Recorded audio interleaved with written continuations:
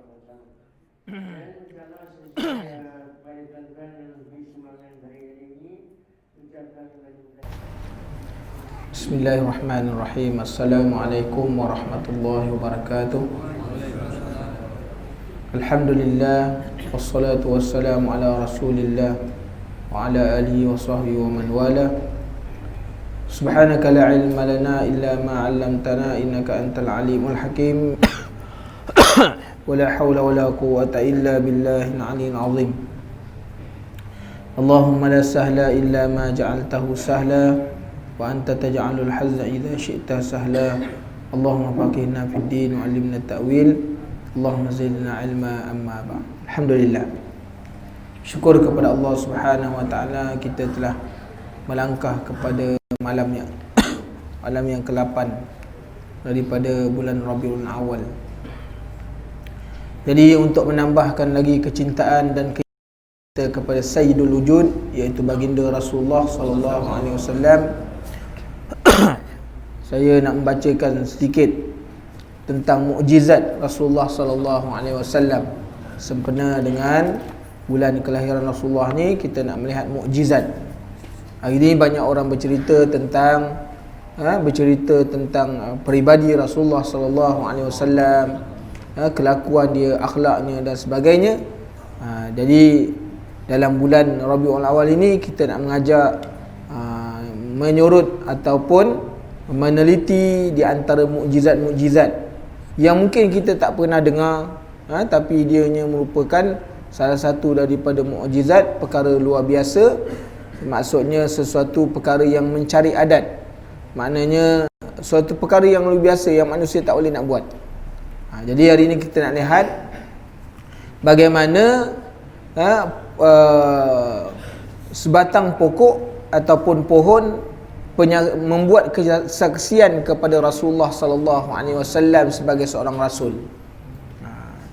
Jadi kalau berlaku pada zaman ini, makna itu luar biasa maksudnya. Kan? Tapi tak mungkin berlaku dah. An Ibn Umar radhiyallahu anhuma qala kunna ma'an Nabi sallallahu alaihi wasallam. Daripada Ibnu Umar katanya, satu hari kami telah keluar bersama Rasulullah sallallahu alaihi wasallam fi safara fa aqbala a'rabiyyun. Dalam satu perjalanan musafir, tiba-tiba muncul menuju ke arah kami seorang Arab Badawi. Dalam musafir Rasulullah sallallahu alaihi wasallam bersama dengan Ibnu Umar. Makna ni Ibnu Umar melihat sendiri perkara ni, melihat dengan matanya sendiri, kerana dia ada dengan Rasulullah sallallahu alaihi wasallam dalam satu perjalanan. Falamma dana minhu, tiba-tiba muncul ke arah kami seorang orang Arab Badui. Kata Badui tersebut telah berdekatan. Lalu dia kata qala Rasulullah sallallahu alaihi wasallam. Ketika mana Arab Badui telah berada dekat Rasulullah sallallahu alaihi wasallam, lantas bertanya kepadanya, aina turidu, kamu hendak ke mana? Lalu menjawab Arab Badui itu, qala li ahli, nak kembali ke rumah lah, nak menemui keluarga aku. Qala hal laka ila khair, Rasulullah tanya kepada orang Badui ni, adakah kamu suka jika aku tunjukkan kepada kamu satu kebaikan? Qala ma huwa, apa dia? Jawab Badui tu, qala tashhadu an la ilaha illallah wahdahu la syarikalah wa anna Muhammadan abduhu wa rasuluh. Qala man syahidun ala ma taqulu? Qala hadhihi syajarah. Maka Arab Badui itu lantas berkata, apakah kebaikan itu? Rasulullah pun menjawab, kebaikan itu ialah kamu bersaksi bahawa tiada Tuhan melainkan Allah yang Maha Esa dan tiada sekutu baginya, dan sesungguhnya Muhammad itu adalah hamba-Nya dan utusannya. Kemudian Badui itu bertanya lagi, siapa yang akan menjadi saksi kepada ucapanmu tadi? Bila Rasulullah dah sebut, hendak tak aku tunjukkan kepada kamu kebaikan? Kebaikan tu bermaksud apa? Ialah Islam dan iman. dengan dia mengucap asyhadu alla ilaha illallah wa anna muhammadar rasulullah, maka merupakan satu kebaikan kehidupan dunia maupun akhirat. Jadi orang Badui ni kata, siapa yang akan menjadi saksi kepada apa yang kamu sebut? Maka berkatalah Badui itu tadi, siapa yang akan menjadi saksi dengan ucapan ini? Rasulullah lantas menjawab, pohon kayu ini. Rasulullah tunjuk dalam musafir tadi, Rasulullah tunjuk pada satu pohon kayu. Fada'aha Rasulullah sallallahu alaihi wasallam wa hiya ala syatil wadi fa aqbalat tahuddu al-arda khaddan faqamat baina yaday fastashhadaha salasan fashahidat lahu kama qala summa raja' ila manbatiha. Kerana itu Rasulullah sallallahu alaihi wasallam terus memanggil pohon kayu tersebut yang ketika itu berada di tepi lembah yang tidak jauh daripada itu. Tiba-tiba pohon kayu itu datang membelah bumi sehingga sampai dan berdiri di depan Rasulullah sallallahu alaihi wasallam. Ini tuan-tuan muslimin dan muslimat yang dirahmati Allah. Ibnu Umar tengok bagaimana Rasulullah panggil pokok kayu tadi, datang jumpa dengan dia. Dia bergoyang-goyang-goyang, tercabut, lalu datang bertemu Rasulullah, berjalan bertemu Rasulullah sallallahu alaihi wasallam. Lantas baginda pun memintanya sebanyak 3 kali supaya menjadi saksi kepada ucapan 2 kalimah syahadah yang diucapkan oleh Badui tadi. Oleh sebab itu pohon kayu tersebut bersaksi bahawasanya kedudukan baginda sallallahu alaihi wasallam sebagaimana yang terkandung di dalam syahadah. Mana pokok kayu itu memberikan kesaksian, fastashhada salasan, dia kata wa asyhadu anna muhammadar rasulullah, ulang 3 kali pokok kayu itu ucapkan, suara, boleh dengar suara. Maknanya orang Badui ini mendengar pokok kayu itu bercakap, memberikan kesaksian kepada baginda Rasulullah sallallahu alaihi wasallam. Kemudian pohon kayu itu pun kembali semula ke tempat asalnya. Dah beri saksi, orang Badui itu dah tengok, maka dia balik-balik ke tempat asal dia. Wa raja'al a'rabiyyu ila qaumihi faqala in yattabi'uni atika bihim wa illa raja'tu ilaika fakuntu ma'ak. Sementara Badui tersebut pun ingin kembali ke kampungnya. Sebelum melangkah pergi, beliau berkata kepada Rasulullah sallallahu alaihi wasallam, seandainya mereka ingin mengikut jejak langkahku, nascaya aku akan membawa mereka semua menemui Tuhan. Tetapi jika mereka bersikap sebaliknya, nascaya aku akan kembali semula kepada Tuhan untuk tinggal bersama-sama dengan Tuhan. Jadi orang Badui ini setelah beriman kepada Rasulullah sallallahu alaihi wasallam, dia kata, ya Rasulullah, ini aku balik kat kampung ni, aku nak suruh orang-orang masyarakat kampung aku supaya beriman dengan kau. Tapi kalau sekiranya mereka tak mau terima seruan aku, dan aku akan tinggalkan kampung ni, tinggalkan masyarakat aku akan duduk bersama dengan kau, untuk menetap bersama dengan kau. Jadi ini tuan-tuan, bagaimana mukjizat yang dilihat oleh orang terdahulu menyebabkan mereka menjadi iman kepada Allah Subhanahu Wa Taala dan beriman kepada Rasulullah Sallallahu Alaihi Wasallam. Ini di antara satunya. Dan insya-Allah nanti kita akan melihat bagaimana satu lagi mukjizat Rasulullah, unta sujud di depan Rasulullah sallallahu alaihi wasallam. Jadi insya-Allah sepanjang bulan Rabiul Awal ini banyakkanlah kita menanamkan rasa cinta kepada Rasulullah sallallahu alaihi wasallam. Rasulullah sallallahu alaihi wasallam bersabda bahawa la yu'minu ahadukum hatta akuna ahabba ilaihi min walidihi wa walidihi wan nasi ajma'in. Tidak sempurna iman seseorang kamu sehingga kamu mengasihi aku melebihi daripada mengasihi akan kedua ibu bapanya, anak-anaknya dan manusia keseluruhannya. Jadi dengan sebab itu dalam bulan Rabiul Awal ini dan bulan-bulan yang seterusnya, tanamkanlah rasa cinta kita kepada Rasulullah sallallahu alaihi wasallam. Salah satu daripada menanam rasa cinta kepada Rasulullah ialah sentiasa duduk dalam majlis-majlis ilmu. Kerana ia merupakan salah sunnah Rasulullah sallallahu alaihi wasallam. Kita menyambung lagi tuan-tuan muslimin dan muslimat yang dirahmati Allah. Bacaan kitab kita di balik tabir kematian pada muka surat 75 berkenaan dengan dahsyatnya sakratul maut, diriwayatkan qala musannifu rahimahullahu taala wa nafa'ana Allah bi'ulumihi fi daraini, berkata Atha bin Yasir mengatakan pada malam pertengahan bulan Sya'ban, malaikat maut diberi lembaran tulisan yang isinya, pada tahun ini cabutlah nyawa orang-orang yang tertulis di lembaran itu. Jadi itu tuan-tuan, kita kena ingat, kata Atha bin Yasar ni seorang tabi'in. Nah, dia ni beritahu setiap bulan Sya'ban akan sampai kepada malaikat maut nama-nama orang yang akan mati. Tak kira lah Islam tak Islam, lelaki, perempuan, kecil, besar, tak kira. Senarai itu semua ada, kan? Jadi dengan sebab itu setiap tahun kita sebelum masuk bulan Sya'ban banyakkan amal. Takut-takut senarai itu jatuh pada tahun tu kita punya nama, kan? Ni peringatan kepada kita, supaya kita bersedia.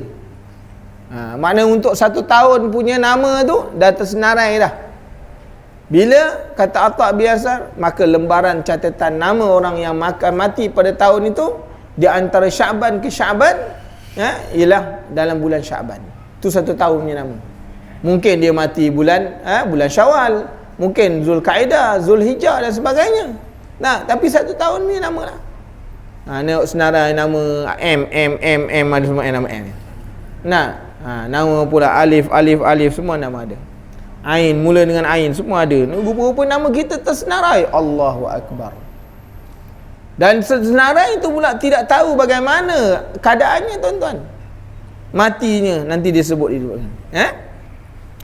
Maka pada tahun itu cabutlah nyawa orang-orang yang tertulis di lembaran itu. Seseorang boleh jadi sedang menanam tanaman. Tengok. Maknanya senarai nama orang untuk 1 tahun keluar dalam bulan Sya'ban, dia punya list dia. List orang-orang yang nama dia naik, kan? Nama-nama yang telah dinobatkan untuk dicabut nyawa dia, kan? Tuan-tuan, naik pada bulan Sya'ban, maka disebutkan bahawa ketika mana dia mati, dalam keadaan macam mana? Ada yang tengah menanam tanaman, tengah ke sawah, tengah ke ladang, meninggal dunia. Ada pula waktu dia menikahi seorang wanita, tengah-tengah akad nikah, aku terima, jalan. Rupa malaikat kata, memang aku terima, jalan. Tuan-tuan muslimin dan muslimat yang dirahmati Allah, waktu menikah, kan? Ataupun dikata apa? Ketika membangun gudang-gudang, tengah sehebat, perniagaan tengah naik, tengah maju, factory tengah naik, bercambah, syarikat tengah berkembang, mati. Tuan-tuan, baru satu nak buka cawangan lagi, tak sempat buka cawangan, mati. Tuan-tuan muslimin dan muslimat yang dirahmati Allah, dan tidak menyedari kalau namanya ada dalam daftar, ia tidak menyedari, tuan-tuan. Sebab itu ajal maut kita tak tahu, kan? Dengan sebab itu kita disuruh bersedia dengan maut, kematian. Sebab kita bimbang bila masuk je bulan Sya'ban, nama kita tersenarai, Kalau tak ada tahun ni, alhamdulillah. Tahun depan, kan? Sampai Sya'ban yang akan datang, takut nama kita naik lagi tak? Orang yang tak naik nama mungkin naik tahun depan. Jadi dengan sebab itu, maka berkata Al-Hasan Al-Basri berkata, setiap hari malaikat maut memeriksa setiap rumah sebanyak 3 kali. Mana malaikat maut akan datang setiap rumah 3 kali. Jangan tanya bagaimana perbuatan malaikat itu datang. Yakin aja bahawa setiap rumah akan dimasuki oleh malaikat maut 3 kali. Ia mencabut nyawa seorang yang telah cukup rezekinya. Maknanya malaikat maut tak akan masuk dalam rumah kalau sekiranya penghuni rumah tu belum cukup rezeki dia. Contohnya tinggal 5 sen lagi. 5 sen tu besok dapat, hari ni dia tak akan masuk. Dia akan masuk besok. Sebab apa? Kerana 5 sen yang telah dia dapat, kerana telah tentu cukup untuk dia dapat rezeki Allah Ta'ala. Masuk dia, tuan-tuan. Dan telah habis waktu ajalnya. Habis waktu ajal, malaikat maut masuk. Tak ada siapa boleh tahan. Kuncilah pintu macam mana pun, dia tetap masuk. Kan? Kerana tidak ada apa yang boleh menghalang untuk dia masuk di dalam rumah yang berkunci, tembok yang tebal dan sebagainya. Malaikat maut boleh masuk. Selesai nyawa orang itu dicabut, ia ditangisi dan diratapi oleh anggota keluarganya. Ini memang dah tuan-tuan, dah jadi satu sunnatullah. Bila orang mati je, ahli keluarga mati, siapa yang menangis? Anak-anak, isteri. Kalau isteri yang mati, suami menangis. Tapi menangis tu bukan lama, sekejap je. Kan? Dia bukan berterusan menangis tu. Allah Ta'ala hilangkan kesedihan dia supaya dia boleh hidup balik. Dia boleh menghadapi kehidupan balik. Tak ada orang bila mati isteri, tuan-tuan, dia menangis 1 tahun menangis. Tak ada. Nah, dia kalau menangis 1 tahun tu, dia nak dapat yang baru dia menangis. Tuan-tuan, muslimin dan muslimat yang dirahmati Allah, tak ada manusia tak boleh hidup. Kalau dia bersedih selalu, dia tak boleh hidup dengan kehidupan. Sebab tu maknanya Allah Ta'ala hilangkan kesedihan dia. Sebab tu dia boleh hidup balik. Dia boleh menghadapi kehidupan, boleh pergi ke pasar, boleh pergi bekerja. Kan? Kerana Allah Ta'ala tarik dia punya sedih. Kan? Tak sepanjang masa dia sedih. Itulah maknanya hebatnya, tuan-tuan. Seminggu nanti, sebulan, dia dah lupa dah. Kan? Dia dah lupa. Kan? Dia dah boleh berketawa, dah boleh seronok, dia boleh berjalan dah. Kan? Ini dia, tuan-tuan, Allah Ta'ala jadikan begitu. Kan? Supaya manusia tak berterusan kepada dalam keadaan dia begitu. Dan lalu sambil memegang daun pintu, malaikat maut akan berkata, demi Allah, aku tidak akan memakan rezekinya. Kerana malaikat ni bukan makan dan bukan minum, tidak menghabiskan usianya. Maknanya malaikat maut datang memang tepat waktu. Kalau maknanya 1-5 minit tepat. Dia tidak akan mengurang dan tidak melebihkan. Contohnya datang pukul 1, dia ambil. Tak boleh, tuan-tuan. Kan?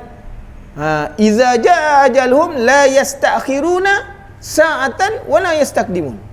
Tak boleh tercepat seminit, tak boleh lambat seminit. Dia tap, kan? Kalau kita ni, macam kita ni ada lebih-lebih baki ya. Kan? Tapi malaikat maut tak akan mengurang. Kalau Allah Ta'ala menentukan bahawa dia umur dia 60 tahun 2 minit. 60 tahun 2 minit lah dia akan hilang nyawanya. Tak ada 62 tahun 1 minit setengah, tak ada. Memang tepat, tuan-tuan. Dan tak akan terlebih 62 minit 62 minit point 5. Tak boleh. Kerana itu ketentuan yang telah disebutkan. Tepat pada waktunya. Ini malaikat maut berkata, dan tidak memendekkan ajalnya. Ajal dia semua dah tentu dah. Kan? Aku akan selalu kembali kembali lagi ke tengah-tengah kalian. Malaikat maut berkata dalam keadaan manusia tak dengar. Habis je kematian, malaikat maut kata, wahai orang yang hidup, aku akan datang balik lagi ke dalam ni. Aku akan datang balik ke sini. Kan? Supaya tidak ada seorang pun di antara kalian yang tinggal.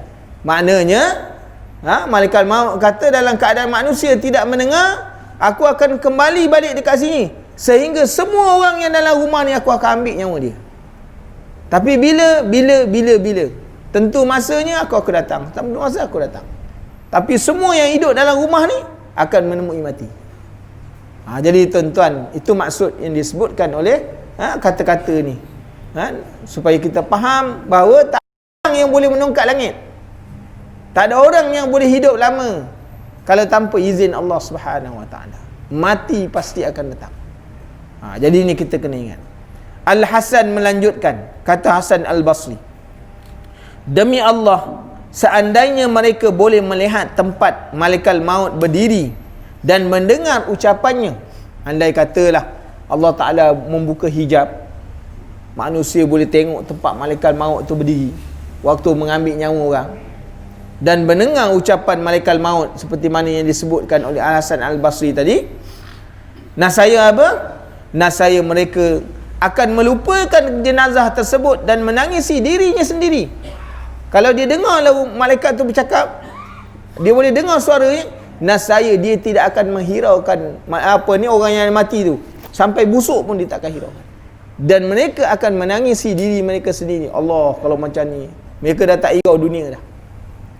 Ini tuan-tuan nak tunjuk kepada kita dahsyatnya mati, dahsyatnya tentang soal kematian, sampai mereka boleh melupakan yang lain-lain kerana takut bagaimana keadaan mereka bila menemui maut, bila menemui akan Allah Subhanahu Wa Taala, dan bagaimana keadaan malaikat maut ketika mana datang kepada mereka.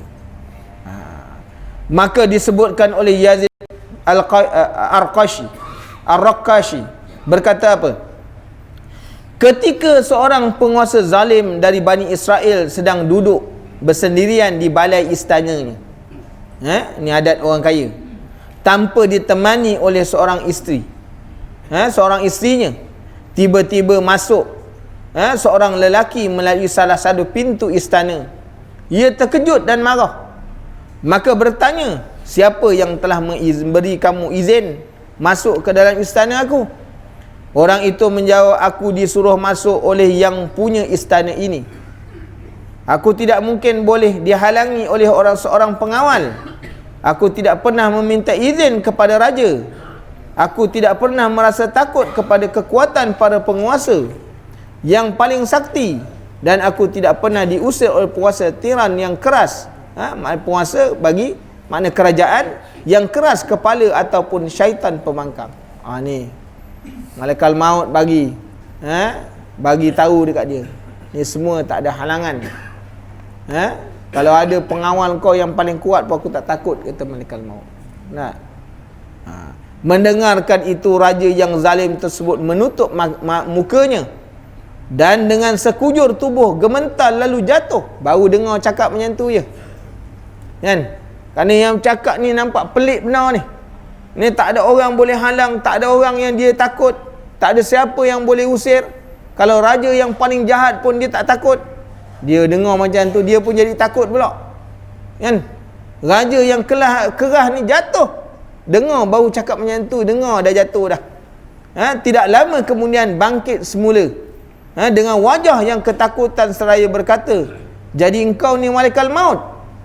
Maka malaikat maut kata, benar, aku ni malaikat maut. Raja tersebut lantas berkata, tolonglah beri aku kesempatan untuk memperbaiki tindakan aku. Wahai malaikat maut, berilah peluang kan, berilah peluang. Aku ni boleh memperbaiki, boleh aku semayang, boleh aku buat baik, boleh aku sedekah. Maka apa kata malaikat maut? Tak mungkin, tak mungkin. Waktumu telah habis. Waktumu telah habis, nafasmu telah selesai, dan ajalmu sudah tiba. Sudah tidak ada lagi alasan untuk meminta penundaan, jawab malaikat maut. Maka raja pun bertanya, lalu ke mana aku akan dibawa? Mana kau nak bawa aku ni? Maka malaikat maut menjawab, kepada amalan-amalanmu yang telah kamu lakukan sebelumnya, dan ke tempat tinggal yang telah kamu siapkan sendiri. Maka raja berkata, tetapi aku belum pernah melakukan amal kebaikan dan belum mempersiapkan sebuah tempat tinggal yang baik. Malaikat maut berkata, kalau begitu kamu harus ke tepi neraka yang bergolak dan mengelupas kulit kepala. Lalu malaikat maut mencabut nyawa si zalim sehingga jatuh mati terkapar di tengah-tengah keluarganya yang meratap-ratap dan menjerit. Jadi tuan-tuan muslimin dan muslimat yang dirahmati Allah, inilah keadaannya. Tak sempat tuan-tuan kita nak buat baik tak?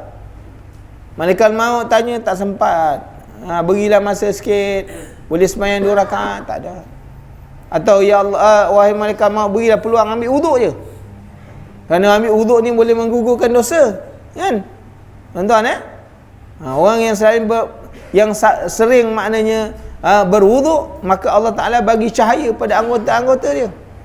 Kalau diminta macam tu pun, walaupun tak semayang, malaikat maut kata tak ada, dah bukan masa lagi dah, kerana kau punya time dah sampai dah. Waktu kamu dah sampai, bersedia je lah. Bersedia kembali ke tempat apa yang telah kamu sediakan waktu kata kat dunia. Sebab itulah disebut di dalam hadis Rasulullah sallallahu alaihi wasallam, ad-dunya mazratul akhirah. Dunia ni tuan-tuan tempat untuk kita membuat persiapan, tempat persediaan kita. Dunia mazra', dunia ni tempat kita bercucuk tanam. Kita bercocok tanam kerana nak dapatkan apa? Hasilnya di akhirat. Kan? Sebab tu apa yang kita buat kat dunia ni sebenarnya dia memberi manfaat untuk kita mati. Kalau kita buat baik hari ni kita datang kuliah, hari ni kita solat berjamaah, hari ni kita zikir, hari ni kita berdoa, hari ni kita cakap baik-baik, tuan-tuan muslimin dan muslimat yang dirahmati Allah, semuanya memberi bekalan kepada akhirat. Kerana apa yang kita usahakan, semuanya itu amal yang kita ambil, yang kita akan ambil. Nah, ni kata apa malaikat maut kepada orang ni tadi. Maka disebutkan oleh Yazid Ar-Raqashi meneruskan, seandainya mereka tahu bagaimana buruknya neraka, tentu mereka akan menangis lebih kuat lagi. Tuan-tuan, hari ini kita baca Quran, tuan-tuan. Kita baca suratul Qari'ah, kan? Kita baca surah Al-Qiyamah, kan? Suratul Mursalat, dalamnya cerita, kan? Suratul Infitar, Insyiqaq. Kita baca ni tuan-tuan, surah-surah ni menceritakan tentang hari kiamat, menceritakan tentang neraka, bagaimana keadaan dia. Kita baca, takkan kita tak takut tak? Kalau tak takut tu maknanya iman kita belum lagi tu. Kita baca tuan-tuan. Hari ni kalau kita baca dah kitab kita ni yang dikarang oleh Imam Ghazali ni, ada tak terdetik kepada kita, ya Allah, macam ni aku belum buat persiapan lagi ni, kan? Mendengar berbagai-bagai yang dibaca, yang dihidangkan setiap minggu, ada tak terasa dalam detik hati kita, ya Allah, banyaknya lalai aku dengan dunia ni, akhirat aku banyak aku tinggalkan, solat aku makin banyak yang aku telah tinggalkan. Ada tak tuan-tuan terdetik dalam hati tuan-tuan? Dia dengar kisah-kisah yang macam ni. Nah, ada pernah maknanya karangan Imam Ghazali yang menyentuh tentang tabir kematian ini mengetuk hati kita. Tak tahulah tuan-tuan, kalau tuan-tuan saya tak tahulah. Tapi bila kita baca macam ni, kita baca macam ni, saya rasa macam nak berhenti kerja tuan-tuan. Nak berhenti kerja cepat, kan? Baca hari ni saya rasa macam nak berhenti kerja cepat. Kalau boleh biarlah pencen awal macam ni lah. Kenapa?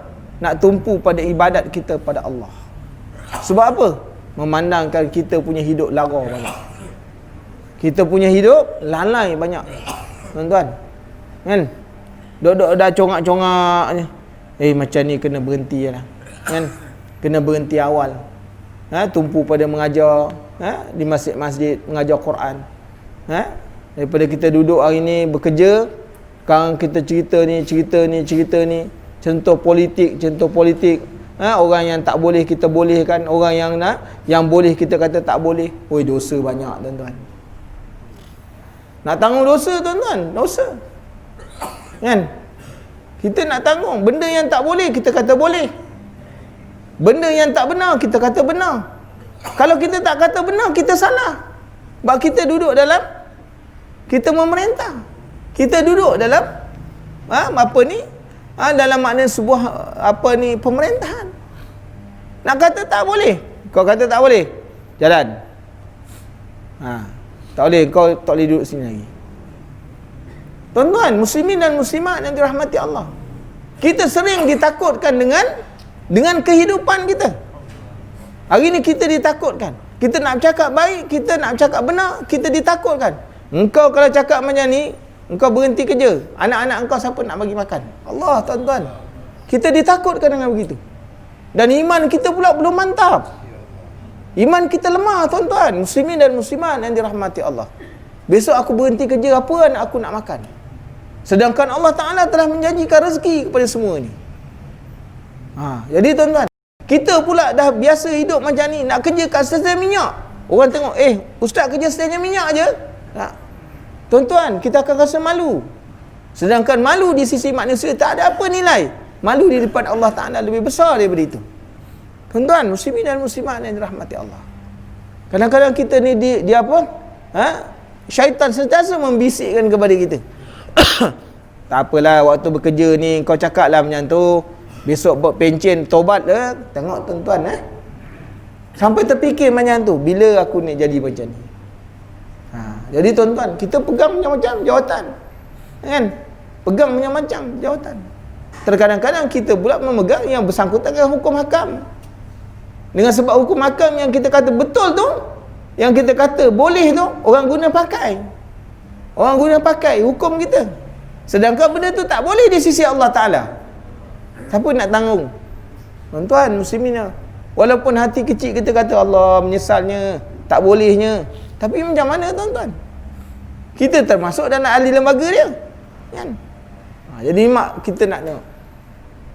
Mak kita tengok, bila kita tengok benda-benda yang macam ni terkadang-kadang mengingatkan, kalau boleh ni tak lama bekerja lah, kan? Dah duk pergi congak-congak je.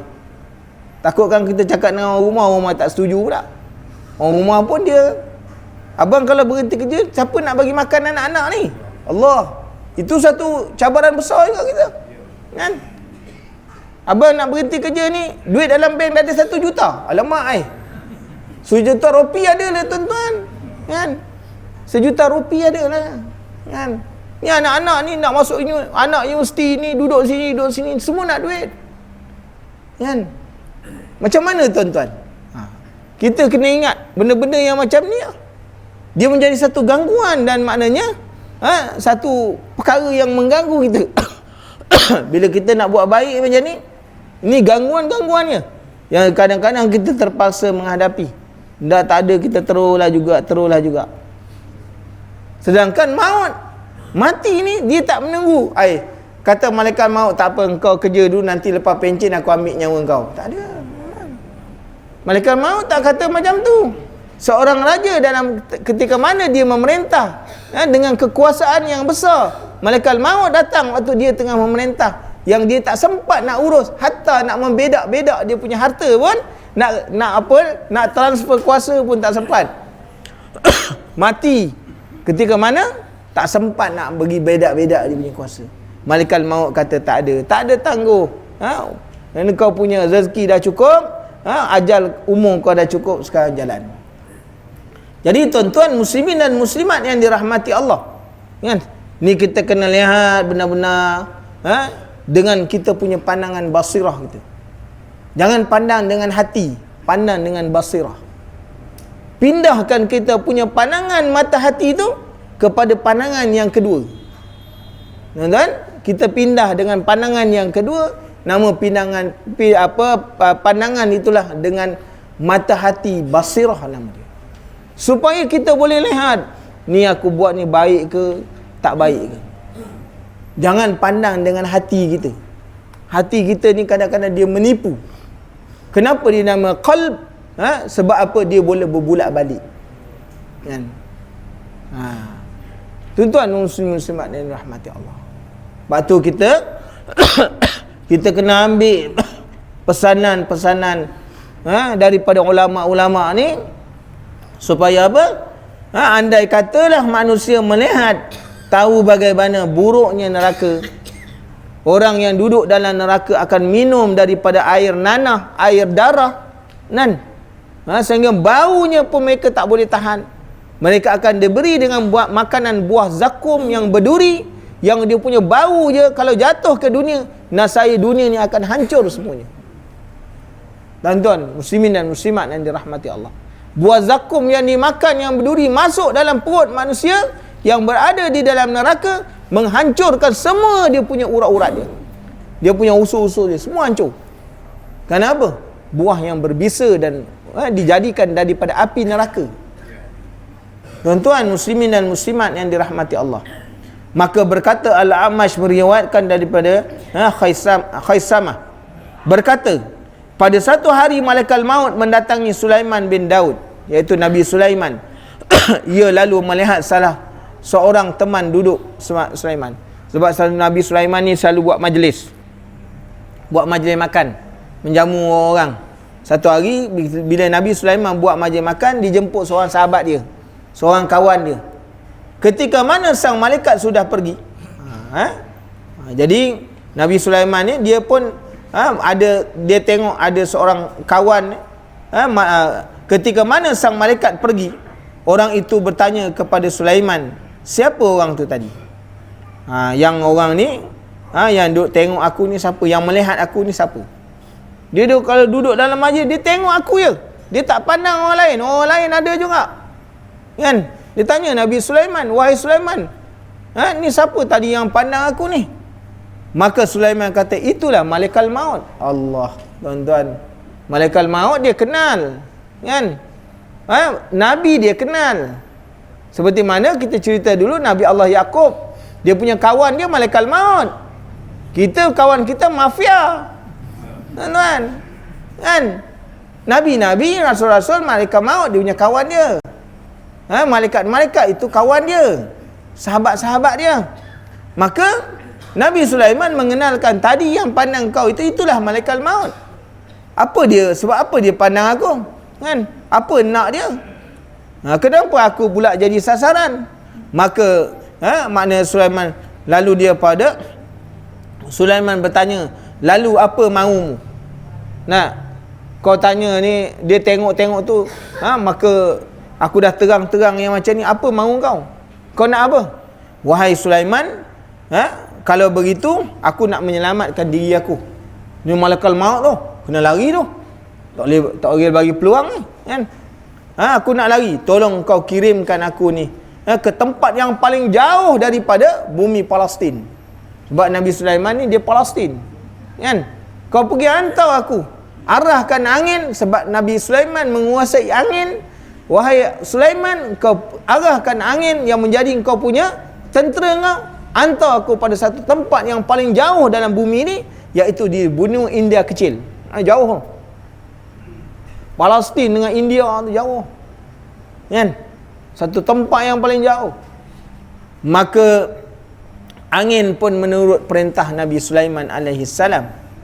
Ketika mana malaikat maut datang lagi, Nabi Sulaiman pun berkata kepadanya, aku lihat kemarin kamu selalu melihat salah seorang sahabatku. Malaikat maut menjawab, benar. Tetapi aku hairan, kerana aku memang diperintah untuk mencabut nyawanya di bahagian yang paling jauh di tanah India dengan segera. Allah, tuan-tuan, muslimin dan muslimat yang dirahmati Allah. Sebab tu kita tak tahu di mana mati kita. Kita kata, oi, saya duduk dekat Kampung Ulu ni, confirm dekat belakang ni mati. Belum tentu, tuan-tuan. Belum tentu. Ni kawan ni duduk di mana? Di Palestin. Palestin tu. Orang Palestin tu. Ingat mati kat sana. Tapi takdir mati kat India. Dia sampai di India, malaikat maut pun datang ambil nyawa. Tak sempat lagi duduk lagi. Sebab tu kata malaikat maut, aku diperintah hari ni mencabut nyawa orang yang kau hantar tu dekat benua India tu. Aku ni ucap terima kasih lah sebab kau tolong hantarkan kawan kau tu dekat India. Sebab apa? Aku dah tengok senarai, nama dia ni mati dekat India. Jadi aku pun tak susah lah. Sebab apa? Kau dah tolong hantar. Kan? Tak payah aku bawa dia lagi. Semuanya dalam suratan dan takdir Allah Ta'ala. Kan? Kita tak tahu. Orang pergi haji, orang pergi umrah, pergi Mekah, pergi Madinah, semua bercita-cita nak mati. Nak mati di Baqi' al-Gharqad. Kan? Nak mati di Mekah, di Ma'la. Semua nak mati. Tapi herannya tuan-tuan, dalam perjalanan dah mati dah. Belum sempat sampai, naik kapal terbang pun belum lagi. Satu kereta habis, Allah Ta'ala jemput. Tak? Satu kapal terbang, ada yang mati dalam kapal terbang. Kan? Kes baru-baru ni mati dalam kapal terbang. Allahu Akbar. Tu nak pergi ibadat tuan-tuan, mati dalam kapal terbang. Kan? Kita kata Allah, nyawa je begitulah. Ingat nak mati kat Mekah, rupanya dalam kapal terbang lagi dah mati dah. Jadi ini dia. Dan aku benar-benar hairan atas kejadian ni. Apa sebab malaikat maut berkata aku hairan dengan kejadian ni? Aku hairan manusia lari daripada mati, mati datang kejar dia. Dia lari daripada mati. Tapi mati tu sentiasa mengejar dia. Maknanya tuan-tuan, kita tak boleh lari daripada mati. Itu satu perkara yang wajib kita imani. Tapi yang lebih dahsyat daripada itu, orang yang cari kematian. Itu lebih dahsyat. Kan? Lagi berani tuan. Orang lari daripada kematian, tapi hari ni banyak yang mencari mati. Berlumba jalan raya, itu semua cari maut. Nak benda-benda yang dilarang, yang boleh kata buat tu cepat mati, kita buat. Maknanya tu kita memendekkan umur kita. Sedangkan kalau umur panjang tu baik, kita boleh buat ibadat kepada Allah. Tak payah sentuh apa-apa, cakap macam tu je. Kan? Tahu-tahu je diam. Berhenti. Tuan-tuan, muslimin dan muslimat yang dirahmati Allah. Nanti kalau kita cakap selalu, orang menyampah kita kan. Asyik masuk dalam ni je, kan? Tuan-tuan, muslimin dan muslimat yang dirahmati Allah. Nah, maknanya tuan-tuan, orang yang mencari mati tu lagi teruk. Makna dia lebih berani lagi. Orang semua takut mati, lari daripada kematian. Ada orang yang cari mati. Sepatutnya umurnya 60 tahun. Tapi dengan dia buat benda-benda yang mencepat ke kematian, maknanya ini orang yang maknanya hukumnya berdosa, tuan-tuan. Berdosa. Dia tahu mudarat, tapi dia buat. Jadi suatu kematian yang digantungkan oleh Allah Ta'ala dengan sebab satu perkara. Tapi mati juga. Dia mati 60 tahun, Allah Ta'ala tahu dah, kan? Umurnya 60 tahun, tapi oleh kerana dia cari mati, Allah Ta'ala cepatkan mati dia. 40 tahun dah mati. Kalau dia tak berlumba, mati 60 tahun. Mati 40 ke, mati 60 ke, semua di dalam ilmu Allah Ta'ala. Kan? Semuanya di dalam ilmu Allah Ta'ala. Jadi ini kita. Ya, apa dia tuan? Ustaz, saya dibangkan orang adik. Nabi itu air raya ni 60 tahun umur dia. Ya. Tapi Al-Quran, akhlak Rasulullah. Nabi ni Siti Aisyah. Jadi bila akhlak, lagi Iqra. Lepas tu ayat kedua, yang Mudassir Muhammad tak turun 3 tahun. Bermakna Nabi pun ada termasuk Bismillah. Lepas tu yang ketiga, Ya Ayyuhal Muzammil. Bermakna 60 tahun. Sebab doa para sahabat ni bertemu dengan malaikat maut, tak boleh ambil. Doa para sahabat lagi hebat. Jadi dapat subsidi 3 tahun. Ada cerita ni proyek. Okey. Berkenaan dengan umur ni, Rasulullah sallallahu alaihi wasallam telah menyebutkan dalam satu hadisnya, dia kata a'maru ummati, a'marukum, dia kata apa, sitin ila sab'in. Bahawa dia kata a'marukum atau a'maru ummati, dia kata sitin ila sab'in, 60 ke 70. Jadi Rasulullah sallallahu alaihi wasallam menyebut begitu sebagai mengingatkan manusia bahawa kita hidup ni ada sempadan, kan, supaya manusia bersedia-sedia.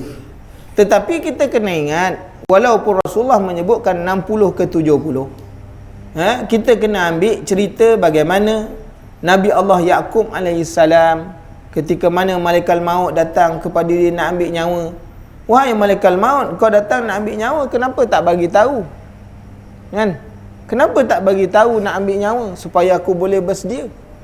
Malaikat maut kata, wahai Yaqub, tidakkah engkau melihat tanda-tanda yang aku telah beri kepada kamu? Apa tandanya? Kau tak tengok ke rambut kau? Itu tanda-tanda nak mati, kan? Gigi pun semua dah tak ada dah. Isap rokok tu satu, tak ada. Yang keduanya memang gugur. Dia gugur. Bila umur dah tua ni tuan, dia akan gugur sendiri. Macam pokok lah, kalau kita tanam lama-lama, dia dah tua, daun dia akan gugur. Tuan-tuan, kau tak lihat ke? Maknanya kau punya pinggang dah mula sakit, mata dah mula tak nampak, telinga dah tak boleh nak dengar, cakap pun dah tak clear. Kau tak tengok ke perubahan-perubahan yang ada pada diri kau? Jadi dengan sebab itu tuan-tuan, 60 ke 70 ini sebagai panduan kepada umat ni. Tapi bila kita tengok Allah Ta'ala dah beri rambut dah mula bertukar warna, mata dah mula pandang tak dah clear dah, kan? Telinga dah mula, bersedialah, kan? Bukan nak tunggu 60 tuan-tuan, kan? Bukan nak tunggu 60. Ajal maut semuanya ditentukan oleh Allah Ta'ala. Oleh kerana kita tidak mengetahui bagaimana ajal maut kita, maka manusia ni, orang yang beriman, dia suruh buat persiapan sentiasa. Jangan tunggu 60 baru nak buat. disuruh kita membuat persiapan.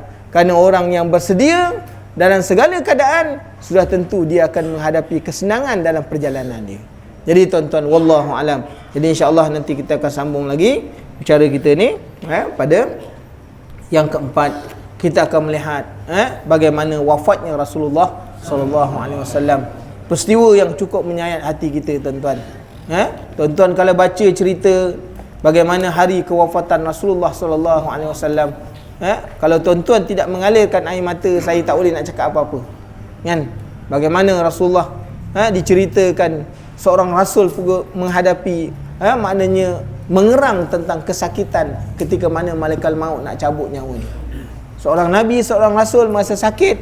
Kita ni yang bukan nabi, bukan rasul, tuan-tuan, kalau kita tidak ada amalan di sisi Allah Subhanahu Wa Taala, kita pun tidak pasti bagaimana malaikat maut akan menyantuni kita ataupun tidak. Jadi dengan sebab itu, mudah-mudahan dengan kita membaca kitab ini akan mengingatkan kita selalu kepada kematian. Sebab Rasulullah sallallahu alaihi wasallam menyebutkan orang yang bijak itu ialah orang yang membuat persiapan untuk hari matinya, kan? Kerana ingatlah mati, kata Rasulullah, sungguhnya kematian, mengingat mati ini akan memotong segala kelazatan dunia.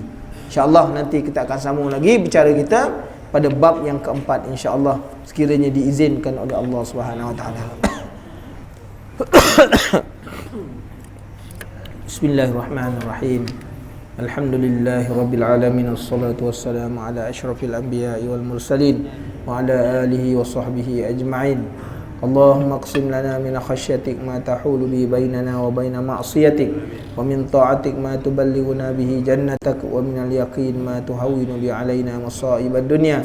Allahumma matti'na bi asma'ina wa absarina wa quwwatina ma ahyaytana waj'alhu al-warisa minna waj'al sa'rana ala man zalamana wansurna ala man 'adana wa la taj'al musibatana fi dinina wa la taj'alid dunya akbar hammina wa la mablagha ilmina wa la tusallit alaina man la yarhamuna. Allahumma a'inna ala zikrika wa syukrika wa husni ibadatik. Subhanakallahumma bihamdik, asyhadu an la ilaha illa anta, astaghfiruka wa atubu ilaik. Subhana rabbika rabbil izzati amma yasifun, wa salamun alal mursalin, walhamdulillahi rabbil alamin. Barakallahu fikum. Assalamualaikum warahmatullahi wabarakatuh.